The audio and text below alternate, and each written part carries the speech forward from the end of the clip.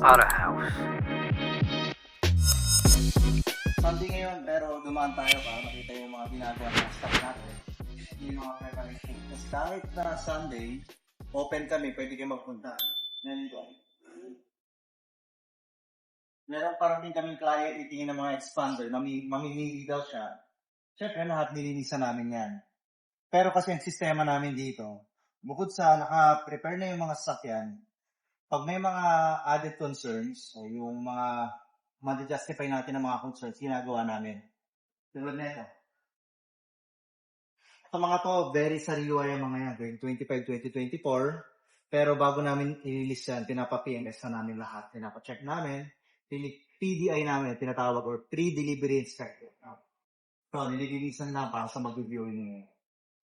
Okay. So, ang kagandahan dito sa All Cars X Auto House, kagandahan dito sa amin, lahat ng mga auto, no history of major collision, walang history ng blood. May ingat kami sa pag-check yan. May ingat kami sa pag-check ng sasakyan. As much as possible talagang ni-scan namin yan, dinodouble check namin. Tapos pag pupunta kayo dito, it's either may dala kayo scanner o meron kami scanner, pwede namin i-scan on the spot sa inyo. Okay? So anyway, so yun lang. So inikot ko lang kayo sa bagong deck namin. Okay, so ito, halo-halo na. Hindi kasi lahat pare-parehas. 2024 Toyota Innova XE. Pakita mo to. Yung previous owner, parang pinalitan niya yung mugs kasi pagkakaalam ko, naka-hubcap yun. Tapos, steel with hubcap yung gulong. Pero ito, pang T. So, this is 2024 Innova. Sa mga naghahanap, 1,098,000 lang ito. 2025 Toyota Vios XLE, 678. Ito naman ang third gen ng Wigo. Hindi ako nagkakamali, third gen ng Wigo. This one is 518,000. 2022 G variant. Ito naman yung Espresso. 2025 to, mas makakamura ka na konti sa brand new. Sonic EX automatic gas, top of the line. Bago dumating yung parang S-Line or S-Next ata yun, basta nagkaroon pa na mas mataas dito. S-Style ata. Pero yung EX top of the line, dalawa yan. Parang 2023 naka-black top. White and yung yellow nila. O, ito yung fourth gen ng Wigo. Medyo nawala yung sporty look niya, pero maganda pa naman. Tapos yung mugs niya naka-alloy. Din kasi isa kanina, machine cut. Ito naka-alloy. So far, okay naman siya kasi ang daming features na nadagdag. May sensor na rin. Tapos, mas maluwag na yung space niya. Parang siya naging sedan na ginawang hatchback.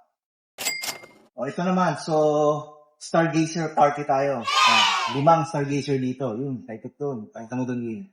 Yan. Iba-iba yan. Actually, lahat ng variants ng Stargazer meron tayo. Nabenta na yung top of the line, yung X. So, meron tayong GLS Premium, GLS, at GF.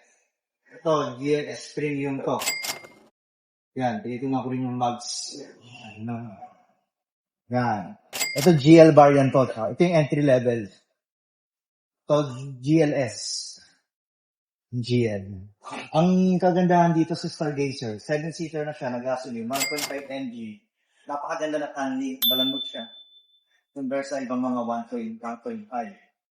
Ang lang dito sa mga Stargazer, actually spaceship. Hindi mo, pang spaceship. Pero, pag sa family, maganda. So, okay naman sa so far. So, kung naghahanap kayo ng mga 7-seater, is either yung Expander, pwede rin yung Innova, kung diesel. Yung MG-G50 is 8-seater. 7-seater naman itong Stargazer. Actually, pwede siyang 8-seater. Pwede nyo i-consider. Okay, so ikot pa tayo. So everyone, bali noon, nandito lang kami sa 6th floor, upper level. Ayan. Ngayon, good news. Nakuha na rin namin itong 6th floor, lower level. So dito sa Valero Car Park 2, 4 na yung decks namin. 6th floor, lower level. 6th floor, upper level. Then 7th floor, upper level. Then, lower level, 7th floor. and then 7th floor, upper level.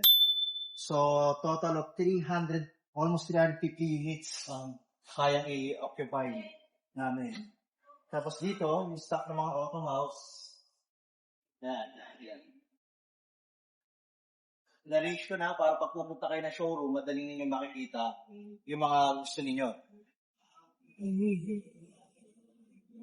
Mirage. May ba yan? May GLS, may GLX. Ang palatandaan lang natin ng GLS, lagi yung fog lang. Ito, GLX ko. Wala siyang fog lang. Doon ko lang tinitignan. Ito, GLS, may fog lang. O, ito yung top of the line. GLS.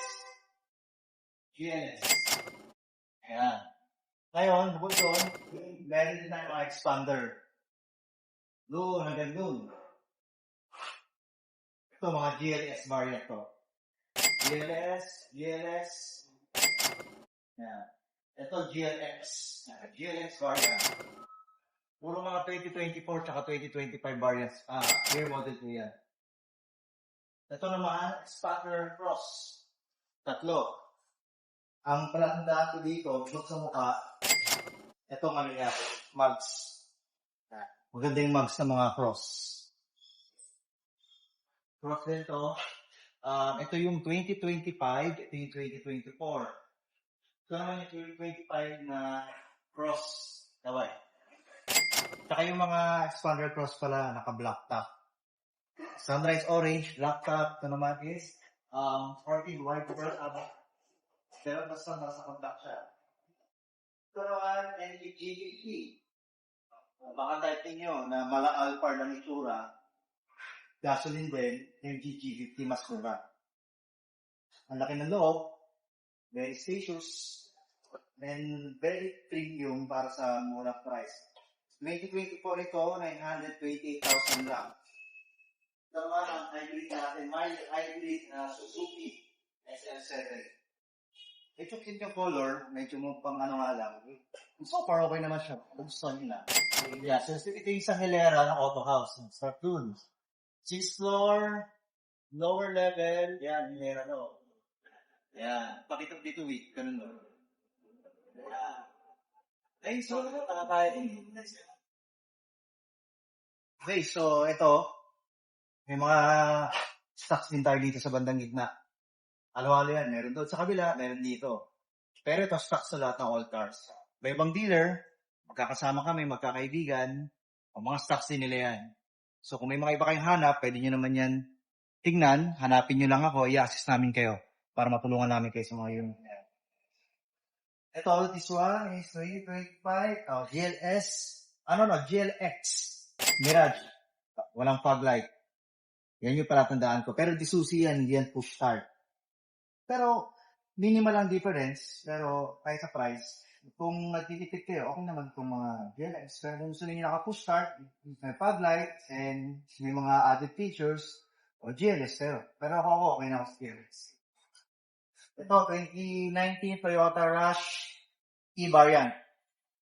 Naka-push start din to. 618,000 ito. Kaya siya nakatubas kasi yung stencil. Bago namin kasi release yan, yung stencil, nililinisan, pinag-prepare. Galing to kahapon sa partner namin na shop. Pinapalitan yung water pump, pina-change oil, pinapalitan yung belt. Lahat, naka-PMS na to. So, ang gagawin na lang dito is yung body pagagandahin, stencil, and other preparatives. Yung mga E-variant pala, 5-seater lang to. Okay, malito. G is 7-seater, P is 5-seater. Yeah.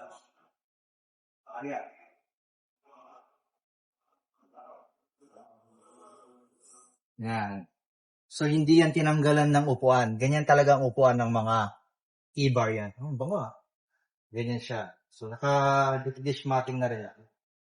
Yung iba, sa katagalan, ang ginagawa nila, kasi may abang to pwede mo palagyan ng pang 7-seater upon request.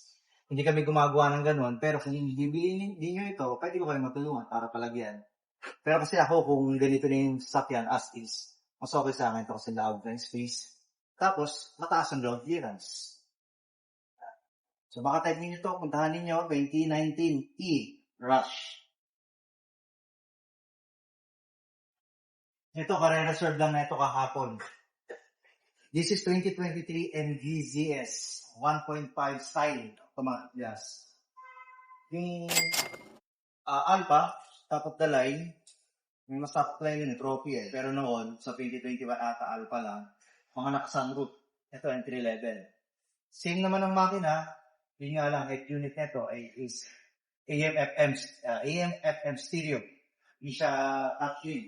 Walang reverse camera. Pero knowing naman sa market natin, dali magpa-install lang po mga burlolo sa sasakyan. So, baka magustuhan ninyo, pwede nyo pilahan, pero currently reserved siya, napapapunta sa financing. Ito naman is Soluto. Ito yung EX top of the line na Soluto, I think. 3D yung color niya kasi color blue, pero pag nakarawan, hindi iba. Ang kagandahan naman dito, sa top of the line nito, mga leatherette seat. Tapos, naka-motor-driven power steering din, Apple CarPlay, Android Auto. So far naman, para sa mga gusto ng medyo luxurious content na sedan, okay yung mga Kia Ceed. Okay, so the rest, ito yung sa mga kaibigan nating mga dealer. Yan, so iba yung mga stocks yan. Pag may mga specific kayong hanap, pwede namin kayong tulungan. Marami to, hindi lang to dito, meron pa doon, sabi nga, meron pa doon sa taas, yan, dalawang deck yan. This is 6th floor, lower level. Punta lang kayo sa All Cars, hanapin po ninyo ako. Then, just tell my name, Brian Asif. Okay? Thanks so much, mga ka-housemate. Sabi nung isang, auto house. So,